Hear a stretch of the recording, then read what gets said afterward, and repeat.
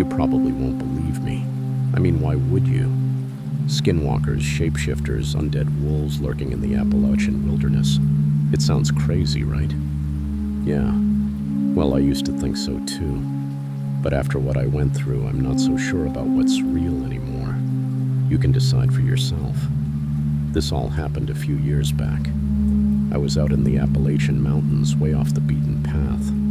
I'm talking about those deep, remote woods where the trees seem to grow thicker and the air feels heavier, like the world itself is holding its breath, waiting for something. I'd been hiking solo. I know. Who hikes solo in the Appalachians, right?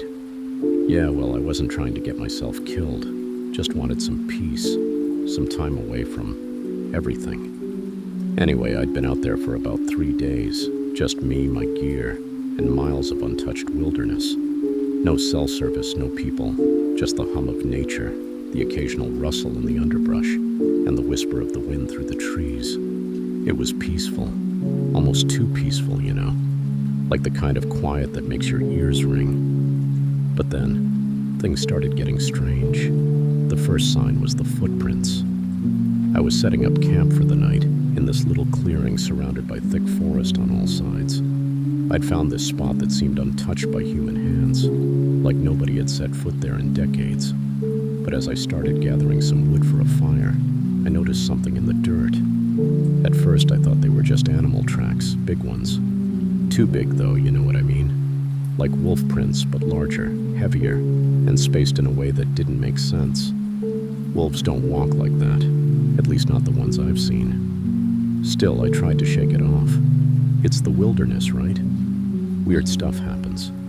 Then that night, the sound started. I was sitting by the fire, eating one of those terrible freeze-dried meals. Nothing special. When I heard it. At first, it was just a howl, deep and low, echoing through the mountains. Wolves, maybe. But it was the way the sound carried, like it was coming from all around me, bouncing off the trees in a way that made it impossible to pinpoint where it was coming from. It made the hair on the back of my neck stand up, but I told myself it was just my nerves. I mean, I was alone in the middle of nowhere. That can mess with your head, right? But it didn't stop. As the fire died down, the howling got louder, closer. It wasn't just one howl anymore. It was many, overlapping in a way that made it sound unnatural, distorted, like a choir of wolves with voices that weren't quite right. There was something wrong with them. It wasn't just wolves out there. I don't know what possessed me, but I grabbed my flashlight and stood up, shining it into the woods. The light barely cut through the darkness, but I could see the trees, the thick undergrowth, and nothing else. No eyes shining back at me, no movement, just the trees swaying slightly in the wind. Then the wind stopped. Everything went dead silent. Not even a cricket chirped.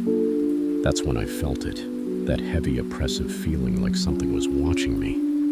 Not just from one place either, from everywhere, all around me.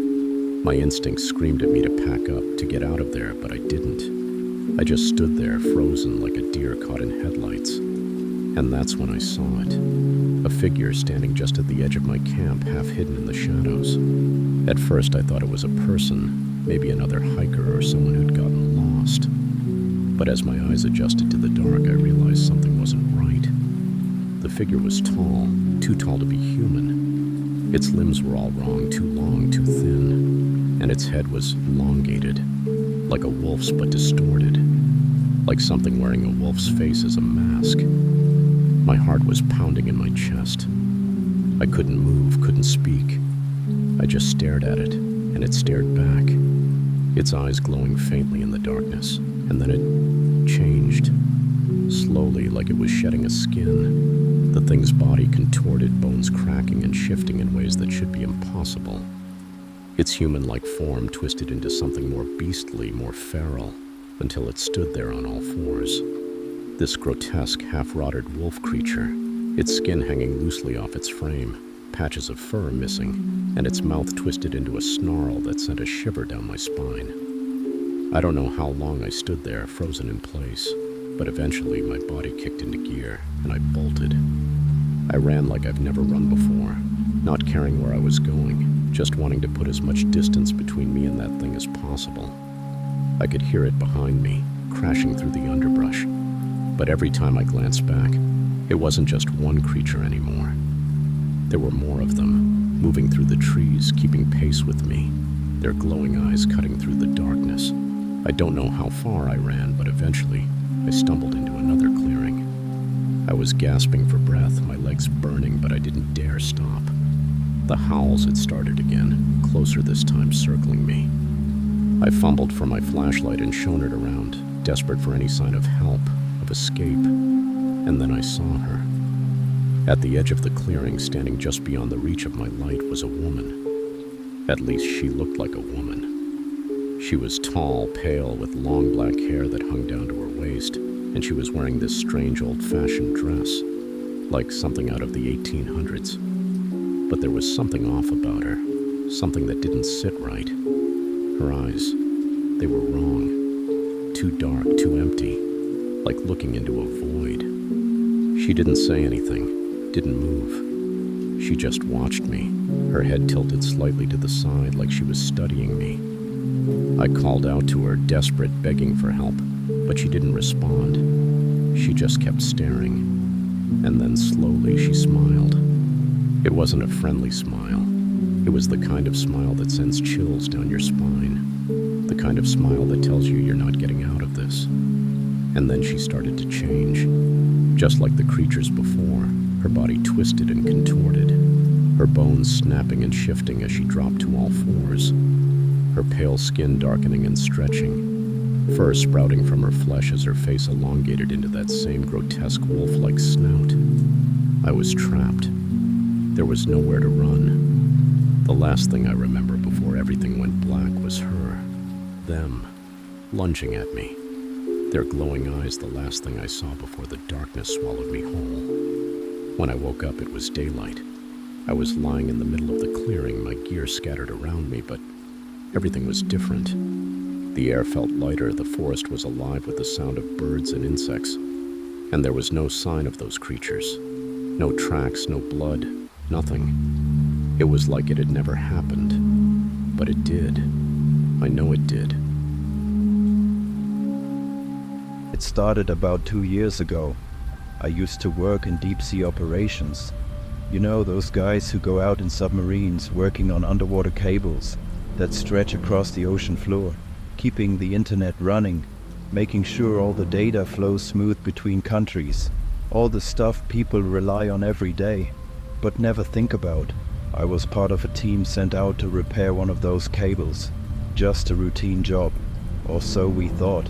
We were about 300 miles off the coast of Portugal, out in the middle of the Atlantic, miles deep, where it's pitch black, and the pressure's enough to crush you in seconds if something goes wrong. It was me, Kevin, my closest friend on the crew, and a couple of other guys, all crammed into this tiny sub. It was just another day. No big deal, right? We'd done this 100 times before. Go down, fix the cables, come back up. Easy, but this time, everything went wrong. We were down at about 10,000 feet, deep enough that the sun couldn't even think about reaching us. The only light was coming from the sub's external lamps, casting these eerie beams through the water. It was cold, so cold that even inside the sub, you could feel it creeping in through the walls. We were just about to reach the cable when the sonar picked up something. At first, we thought it was a school of fish. Happens all the time. But this was different. The blips were moving too fast, way faster than any fish we'd ever seen. They weren't just swimming, they were swarming. There was coordination in their movement, like a pack of wolves hunting.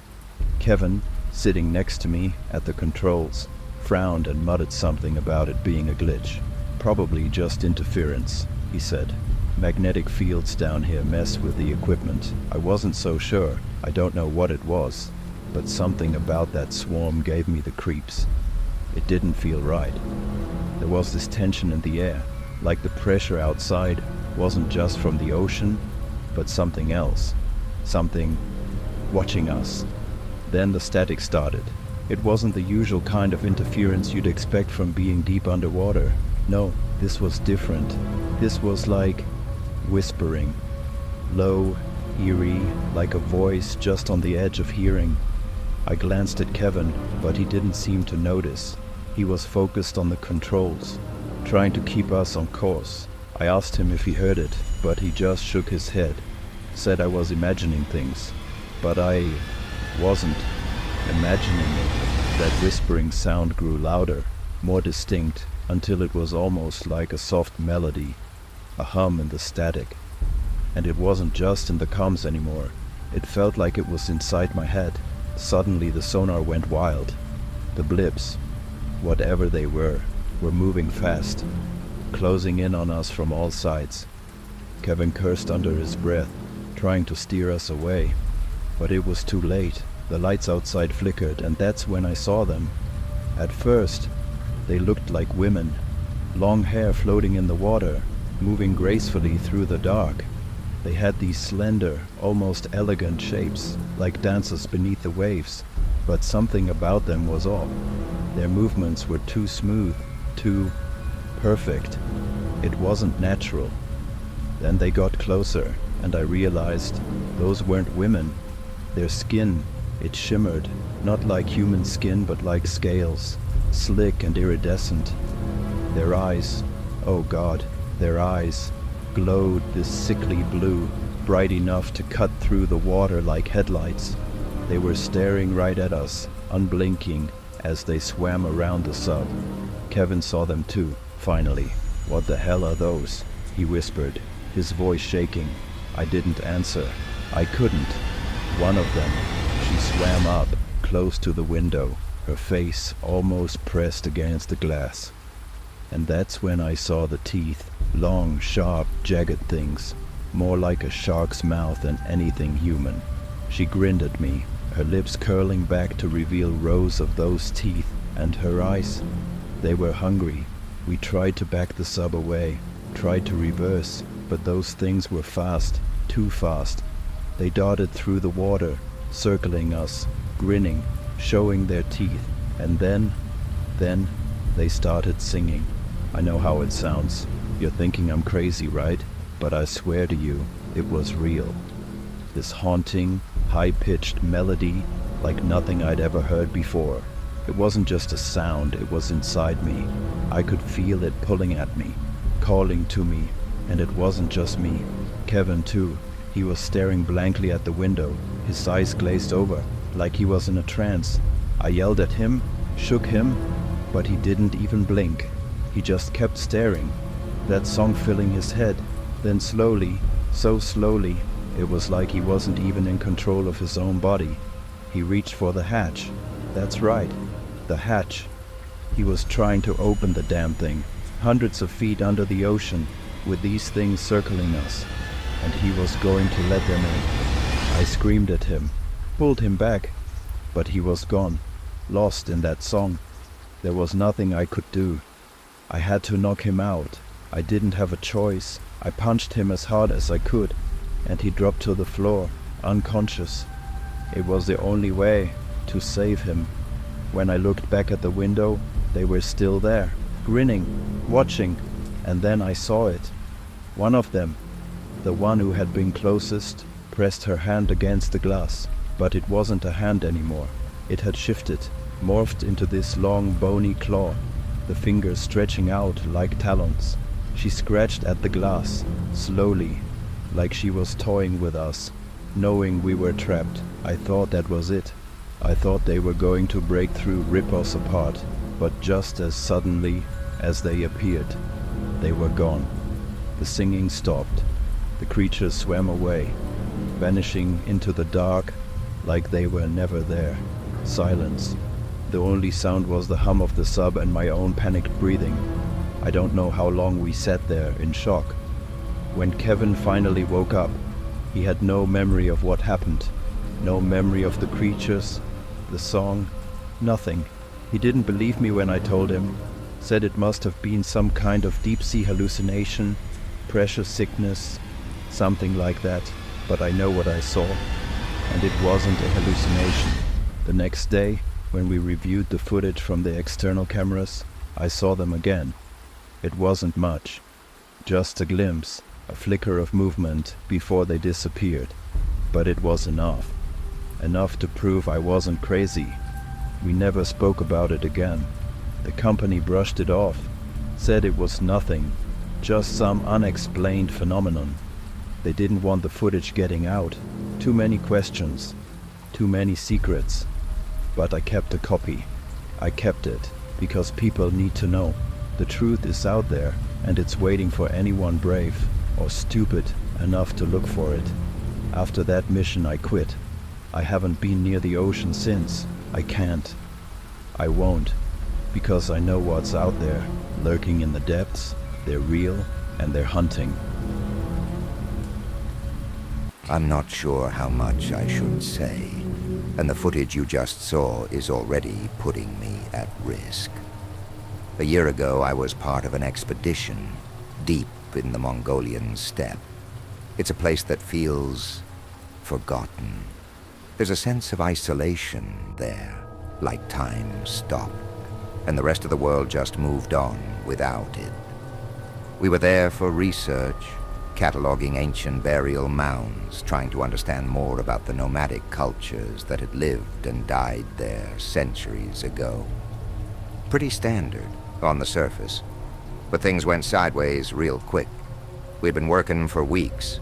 Routine stuff, artifact recovery, mapping and cataloging. But on the 24th day, something happened. One of the locals, our guide, a man named Khan, came running into camp. He was out of breath, panicked, speaking in rapid Mongolian. I couldn't catch everything, but there was one word that kept repeating. A word I'd heard before, but never really paid much attention to. Morinkur. In Mongolian, that's the word for horse fiddle. A traditional instrument, but Khan wasn't talking about an instrument.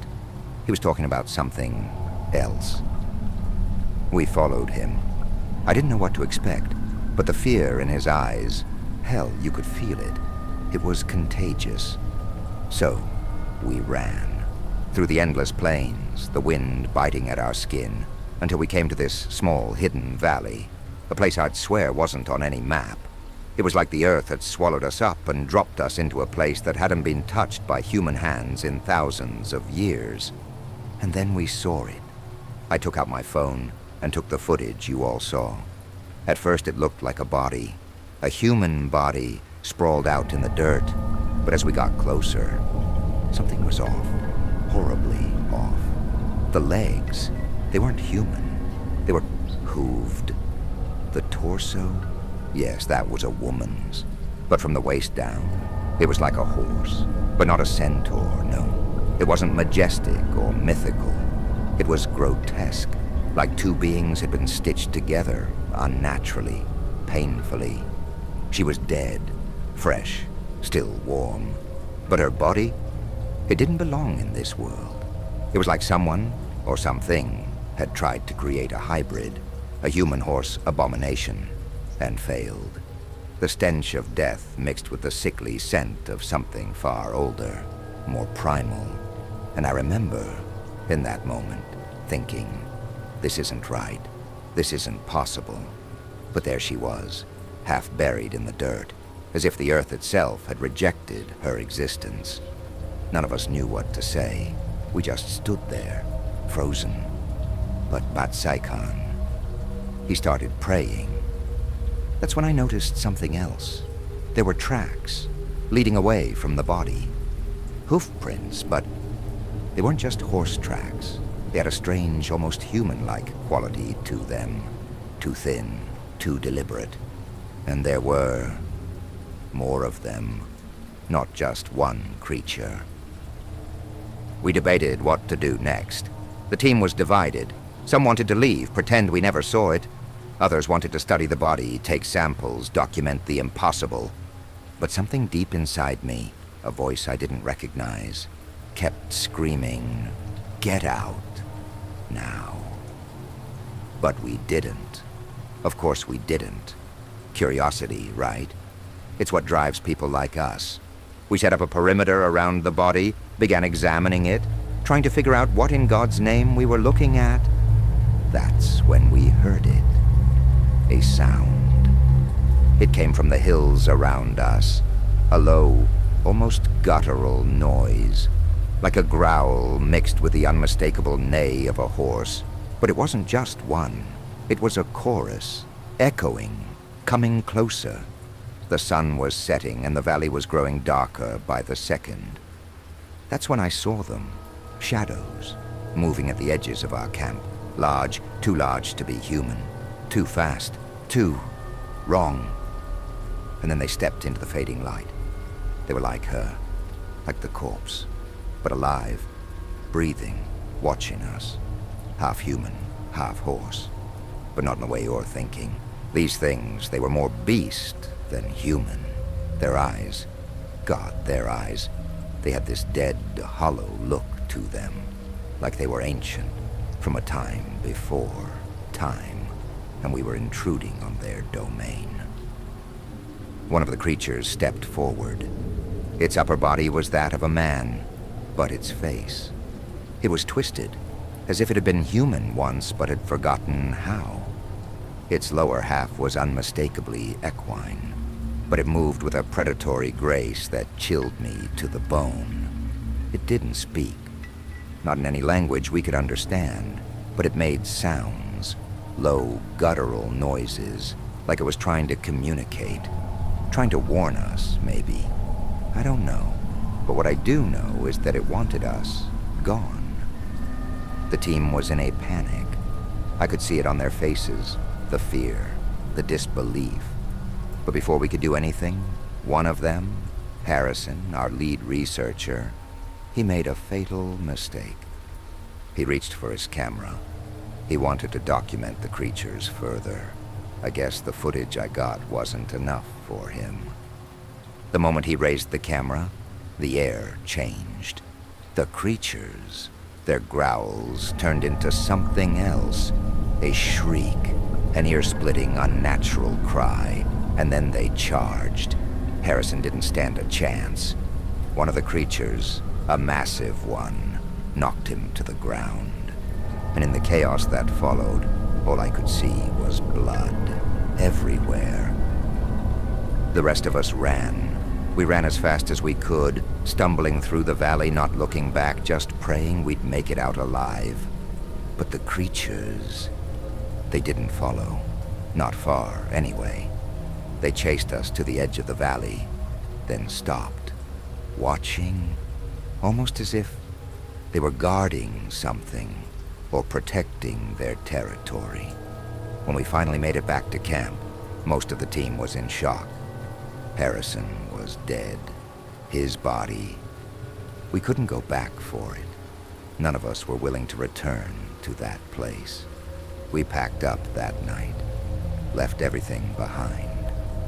But as we drove away, I couldn't shake the feeling that we had stumbled onto something ancient. Something we weren't supposed to find. A few days later, we reported the incident to the authorities, but they didn't believe us. Of course they didn't. Who would? A half-human, half-horse species, living in isolation. It sounds insane, but I know what I saw. We all did. And here's where it gets stranger. A week after we got back, Batsekan, the guide, he disappeared. Gone without a trace. I tried to contact him, but nothing. The locals wouldn't talk about him either, like he never existed. Then one by one, the rest of the team started getting visits.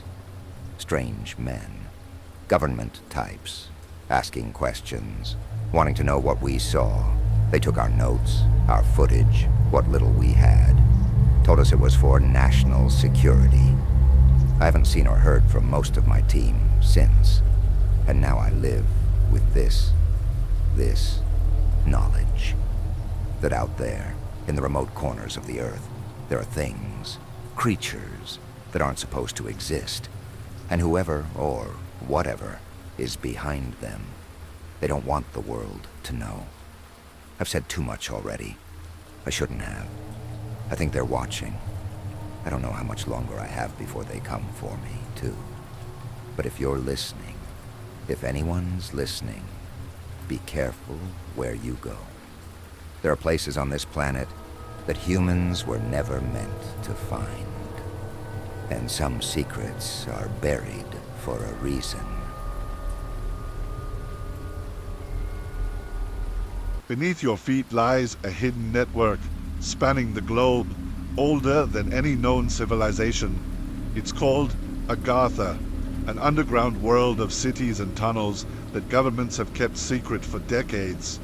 I've spoken to military officers, explorers, and archaeologists who've seen these tunnels and the beings that live there.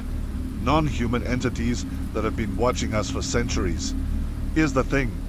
The governments of the world know. They know about Agartha.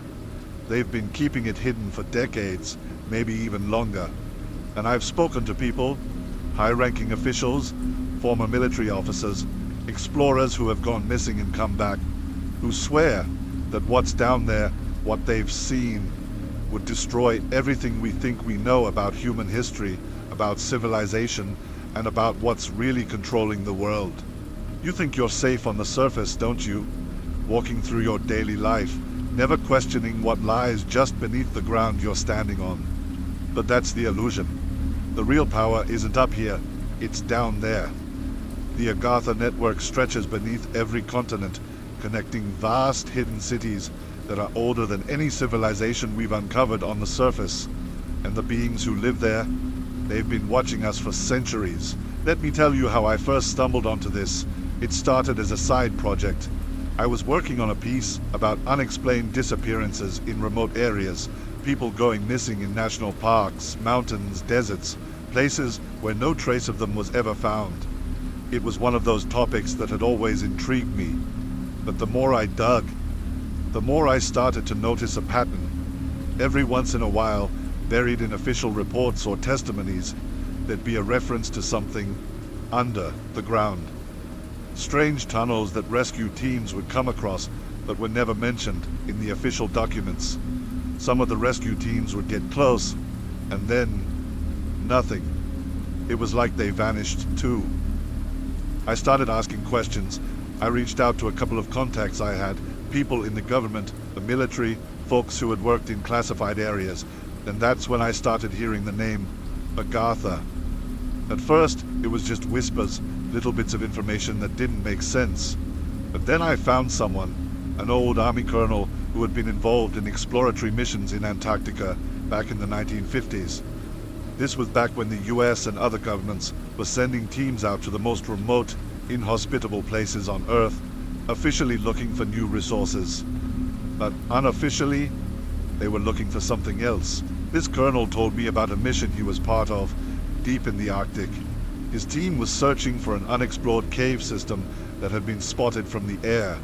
They were supposed to map it out, see if it connected to any larger underground networks. They found the cave, all right, but what they found inside, it wasn't natural. The walls were smooth, almost like they'd been carved by human hands. But the deeper they went, the stranger it got. The air started to feel thick, heavy, like it was pressing in on them. And the further in they went, the more they felt like they weren't alone. One by one, members of the team started experiencing intense fear, panic attacks, some of them even screaming that something was watching them. But here's the kicker. None of them had lights or radios that worked past a certain point, like something was interfering with their equipment. Eventually, they turned back. They never reached the end of the tunnel. But on the way out, the colonel saw something that he could never explain. At least, not in a way that made any sense. As they were leaving, he caught a glimpse of a figure, tall, thin, almost like a shadow, standing at the far end of the tunnel, watching them. After that, the mission was scrapped. The cave was sealed off. Officially, it never happened. But the colonel told me that was the moment he realized something much bigger was being hidden from the public. And it wasn't just in the Arctic. Over the next few years, I started piecing things together. I found old maps, ancient texts, references to Agartha in religious manuscripts, myths, legends. Every culture, from the Buddhists to the ancient Egyptians to the Native Americans, they all spoke of a hidden world beneath the earth. In some stories, it was a paradise. In others, it was a prison. But the common thread was always the same. There was something down there, and it wasn't human. One of the most chilling stories came from a man I met in South America. He was an archaeologist, but he had given up his career after a series of events during an excavation in the Andes. His team had been exploring an ancient tunnel system that local tribes had long considered sacred, forbidden territory.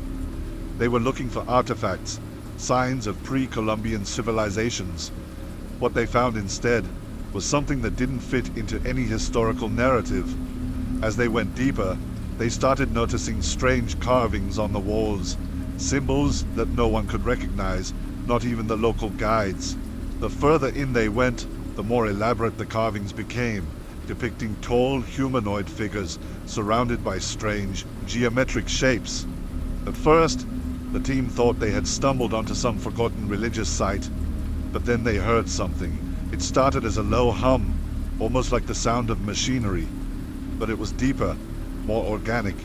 It echoed through the tunnels, getting louder the deeper they went.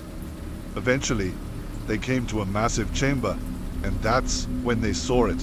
A vast opening in the ground, leading straight down into darkness. And standing at the edge of that pit were figures, not statues, not carvings. Figures. They were tall, impossibly tall, and draped in what looked like dark robes or shadows.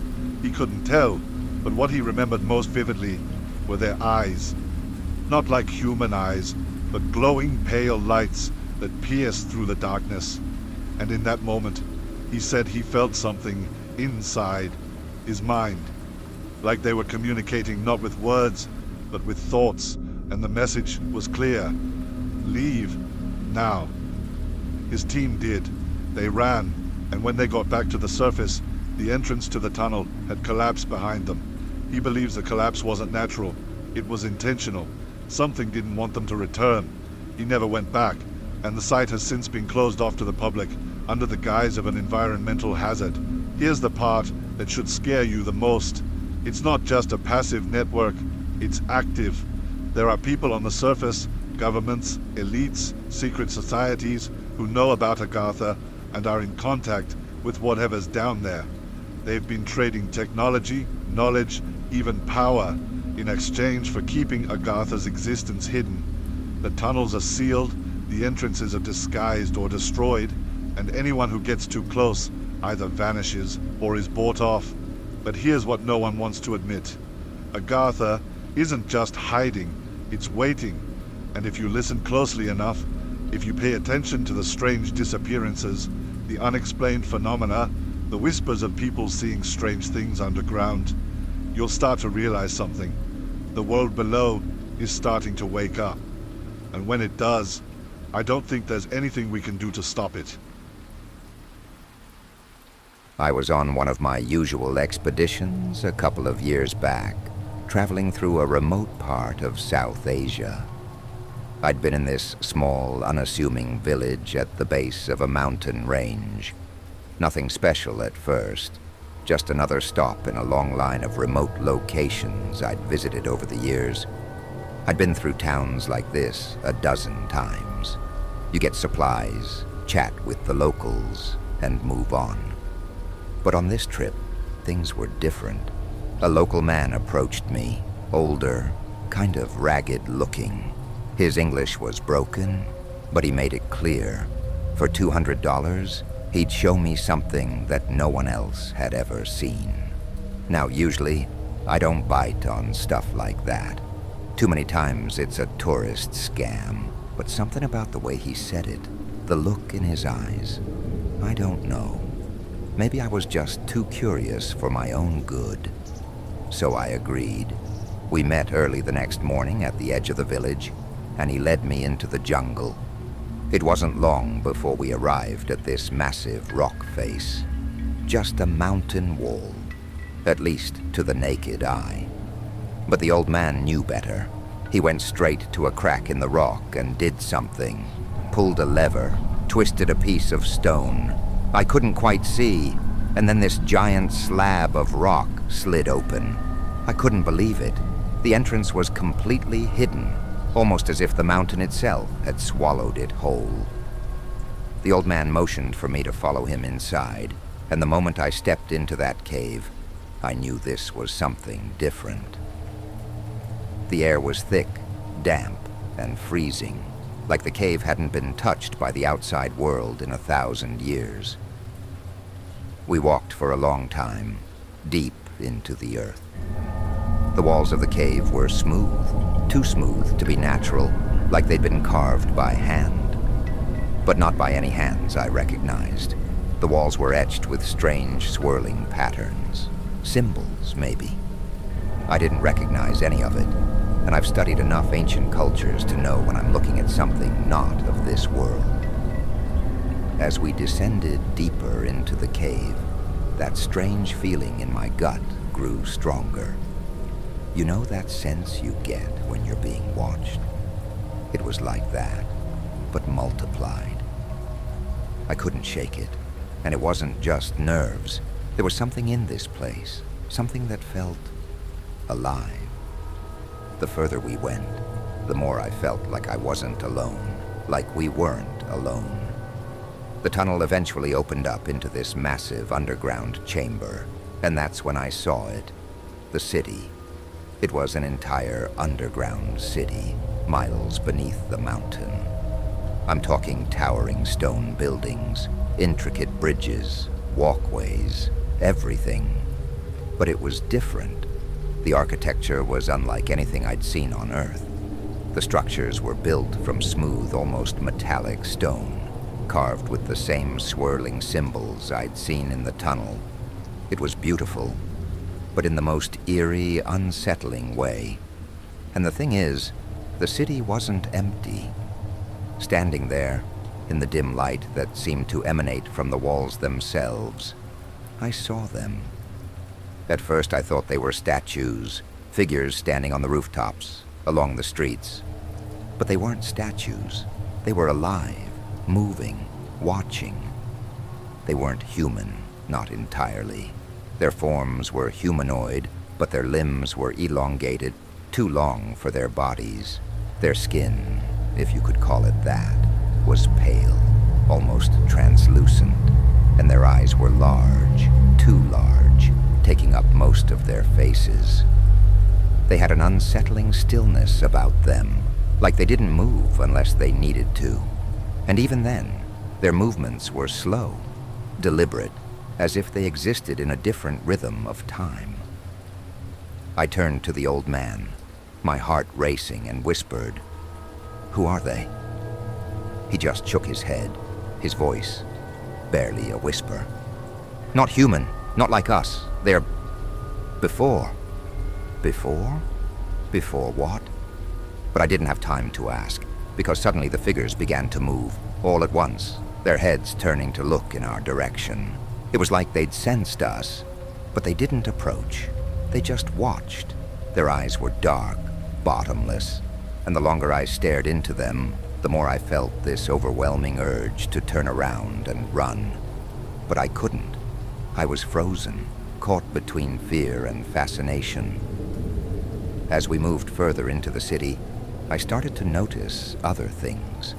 Hidden among the strange ancient structures were signs of something more recent. Military equipment, crates with the unmistakable markings of the United States military. Some of it rusted and old, but some of it looked new, fresh even. There were wires running along the ground, leading deeper into the cave, like someone had set up shop here. But why? And what were they doing down here? The old man didn't explain. He just kept walking, guiding me through the narrow streets of this hidden, forgotten city. The further we went, the more of these creatures I saw. They never spoke, never got close, but I could feel their presence everywhere. It was like they were studying us, deciding whether or not we were a threat. We eventually came to the heart of the city, and there, in the center, was a building larger than all the others. It looked like a temple, massive stone pillars, more of those swirling symbols carved into every surface. But this wasn't just a religious site. This was something else, something older, something far more dangerous. The old man stopped at the entrance, his face pale, his hands shaking. "I cannot go further," he said, his voice trembling. "You must go alone." I didn't argue. I could see the fear in his eyes, and whatever was inside that temple, it terrified him. But for some reason I had to know. I had to see for myself. I stepped inside.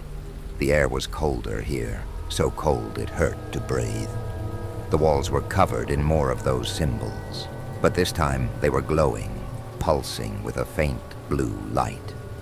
And in the center of the room was a massive stone altar, and on that altar was something I'll never forget.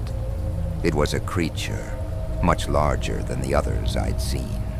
Its body was splayed out on the altar, motionless, but it wasn't dead. I could see its chest rising and falling slowly, like it was in some kind of deep sleep. Its skin was pale, almost white, and its limbs were longer than any human's should be. But the most disturbing part was its face. Its eyes were closed, but even in its sleep, it looked aware, like it knew I was there. I stepped closer, my heart pounding in my chest, and that's when I saw the truth. This wasn't just some ancient species. This was something else entirely, something that wasn't meant to exist on Earth. Its body was human-like, but it wasn't human.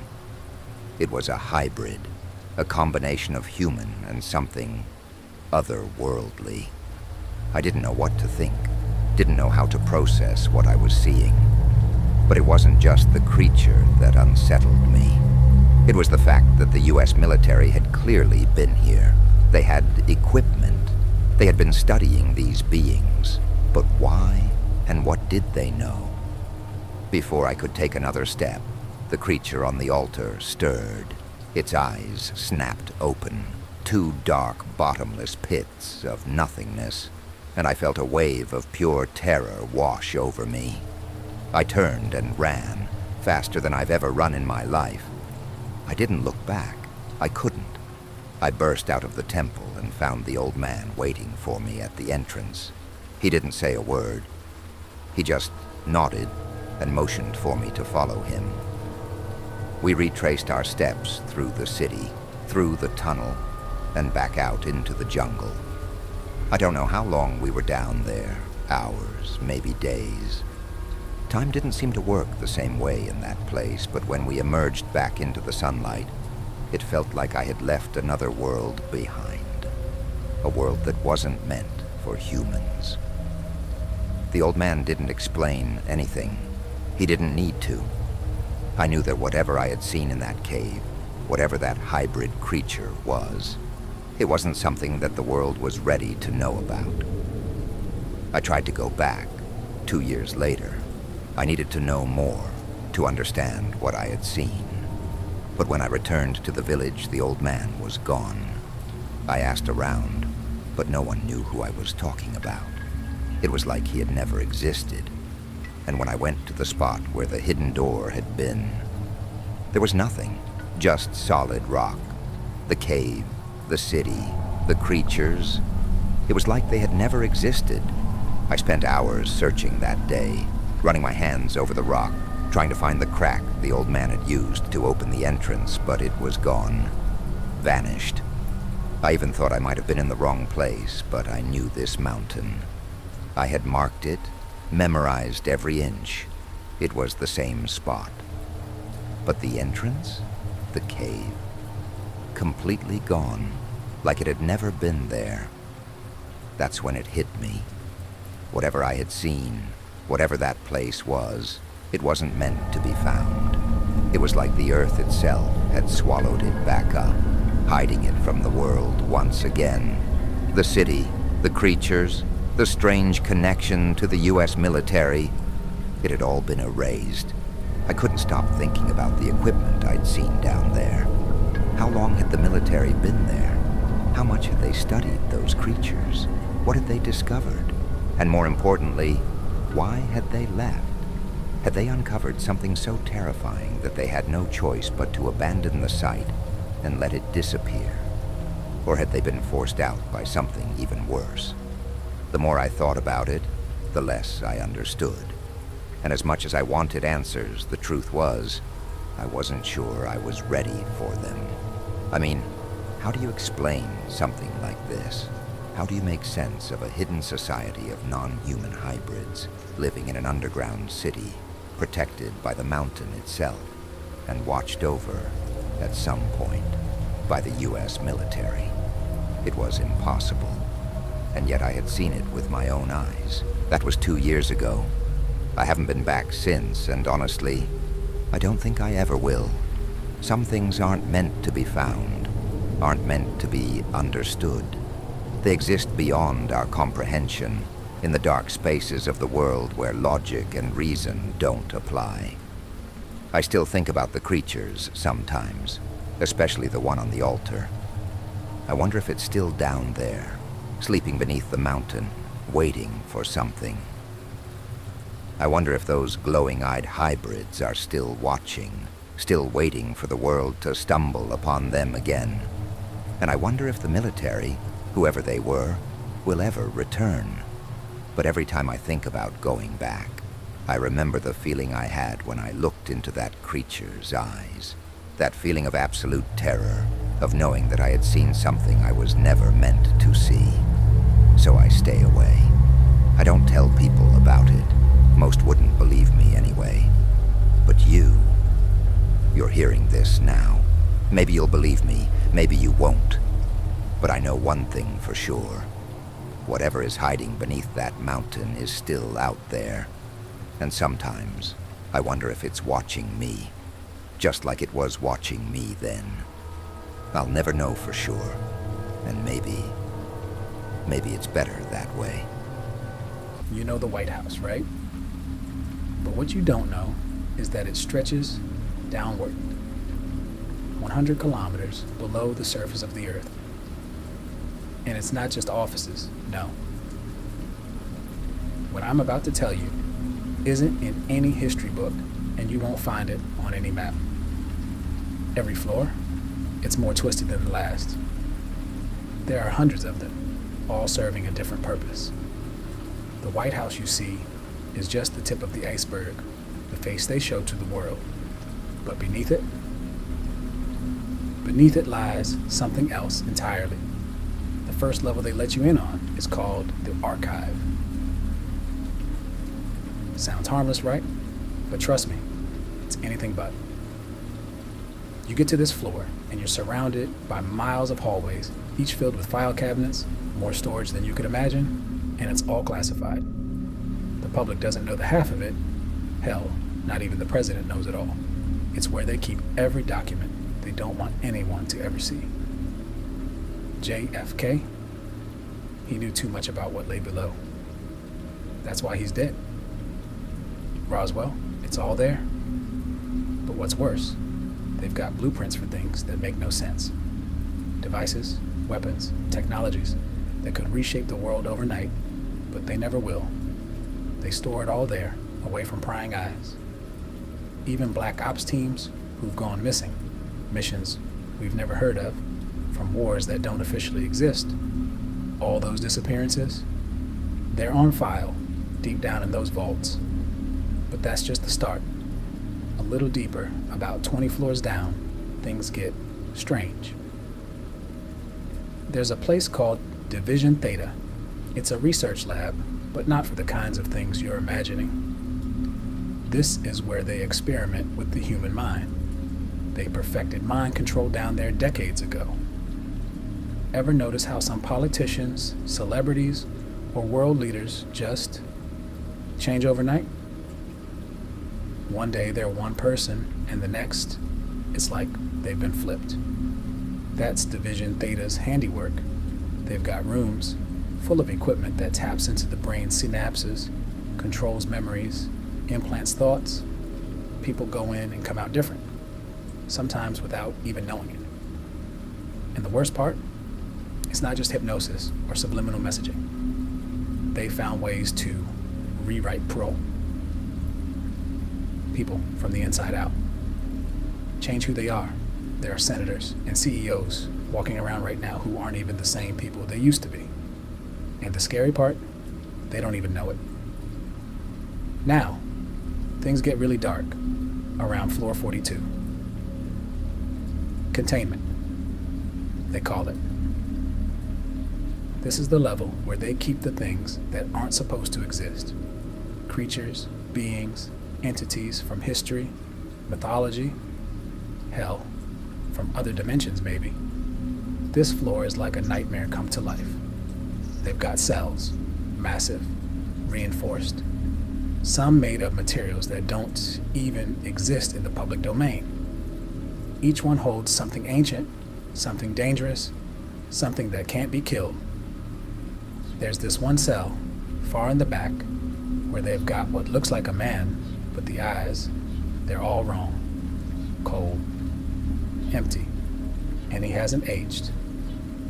They say he's been locked up down there since the 1800s, but no one knows where he came from.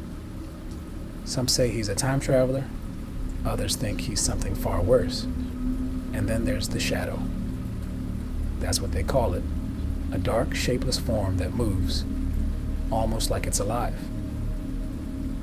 No one knows what it is, where it came from, or why it's here, but it's been there for decades, sealed in a room of pure, unbreakable glass, and when it moves, the temperature in the room drops, the lights flicker, and no one dares stay in its presence for too long. But that's nothing compared to what's on floor 72. That's where the real power is. You ever wonder why some people just disappear from public life? Politicians, tech moguls, celebrities, they don't retire. They go down to floor 72. It's called the council chamber. This is where the real decisions are made, where the true power brokers operate. The president, he doesn't have a clue what happens here. Hell, half of Congress doesn't know. Floor 72 is where the people who run the world meet. They're the ones pulling the strings behind the scenes. The wars, the economic crashes, the laws that get passed, all decided down here. There's no democracy at this level. There's no debate. Just cold, calculated moves made by people who have been doing it for centuries. They don't age. They don't change.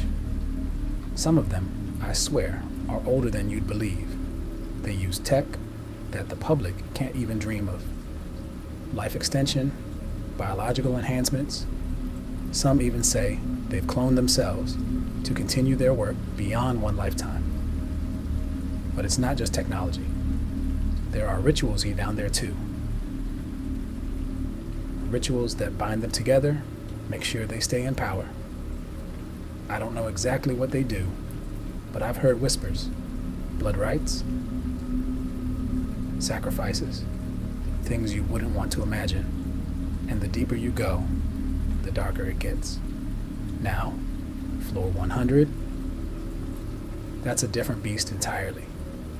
It's the deepest floor I know of, though I've heard rumors there's even more below. But 100, it's the source.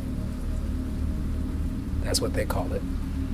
It's alive, whatever it is, and it's been down there long before the White House was built.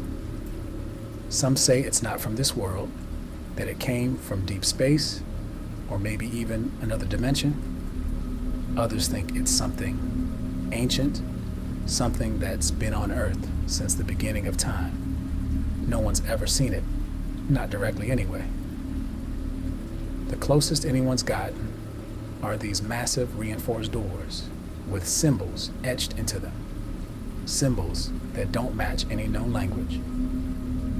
The few who have been allowed down there say they can feel it though. This presence, this energy pressing against their minds. It knows you're there, it knows everything. What does it do? Well, that's where things get blurry. Some say it's where the council draws its power, that they've tapped into it somehow. Others claim it's the reason they built the White House in the first place, because of what's underneath. There are stories that they've tried to communicate with it, tried to control it. But the thing is, it's not something you can control. Not really. They don't know if it's sentient or if it's just some kind of ancient cosmic force, but whatever it is, they're afraid of it. Afraid that one day it might wake up, and when it does, God help us all. I've only scratched the surface, really. There are floors I haven't even mentioned, whole levels devoted to cloning experiments, genetic manipulation, weapons projects that would make the atom bomb look like a firecracker. They've got secret alliances with organizations you've never heard of, groups that exist in the shadows, pulling strings on a global scale. The deeper you go, the worse it gets. Each floor reveals a new horror, a new layer of control or corruption, something darker and more sinister than the last. And here's the thing, they're building more floors. Even now, it never stops. They're digging deeper, pushing further down into the earth. What they're looking for? I don't know. Maybe they don't either. But they're never going to stop. Not until they've uncovered whatever is at the very bottom. Or until it decides to come to the surface.